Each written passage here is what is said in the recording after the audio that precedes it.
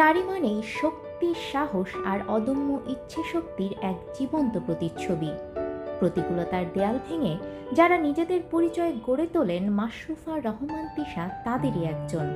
শৈশবে বাবাকে হারানো, মায়ের একাকী লড়াই দেখে বড় হওয়া তিশা আজ নিজেই এক সফল উদ্যোক্তা।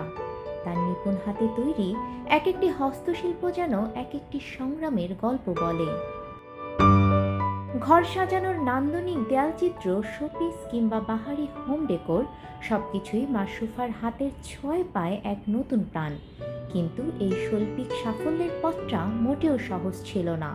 কাজের সময়টা আমি দেই হচ্ছে যখন আমার বেবি ঘুমিয়ে যায় রাত্রেবেলা, তখন আমি আমার কাজটা শুরু করি। টাইমিং মতোই আমি টাইম সেট করে কাজগুলো করি। আর এই কাজটা করতে আমার কোনো কষ্ট হয় না। আমি আরও শখের সাথে, আনন্দের সাথে এই কাজটা করি। হ্যাঁ, শুরুতে একটু প্রবলেম হতো, ম্যানেজ করতে পারতাম না, কিন্তু এখন প্রপারলি আমি এই টাইমের সাথে সব কিছু ম্যানেজ করে নিয়েছি। আমি চাই আরও আমার এই জায়গাটাকে ইন্টারন্যাশনালি নিয়ে যেতে, এবং আমি খুব খুশি হই যদি আমার হাতের এই কাজটা আমি দেশের বাইরের মানুষদের কাছে দেখাতে পারি। আমার এই কাজটার পিছনে হচ্ছে শুধু আমারই অবদান না, আমার পরিবারের প্রতিটা মানুষই সাহায্য করে। স্বামী ও সন্তানের দায়িত্ব সামলে হস্তশিল্পের এই কাজ চালিয়ে যাওয়াটা ছিল পাহাড় সম চ্যালেঞ্জ। পর্যাপ্ত পুঁজি বা বড় কোনো কারখানা ছিল না, ছিল শুধু নিজের হাতের কাজ আর আকাশ ছোঁয়া ধৈর্য।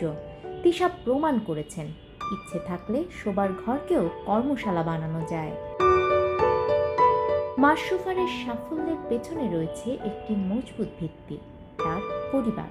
স্বামী শাহাদাত সানি এবং শাশুড়ির অকৃত্রিম সমর্থন তাকে পৌঁছে দিয়েছে অন্য উচ্চতায়।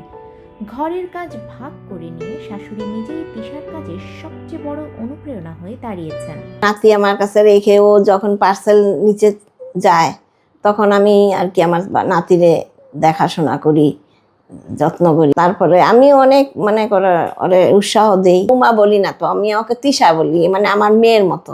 নারীদের উৎসাহ এগিয়ে যাওয়ার জন্য একটা সংসারের ভূমিকা খুবই ইম্পর্টেন্ট।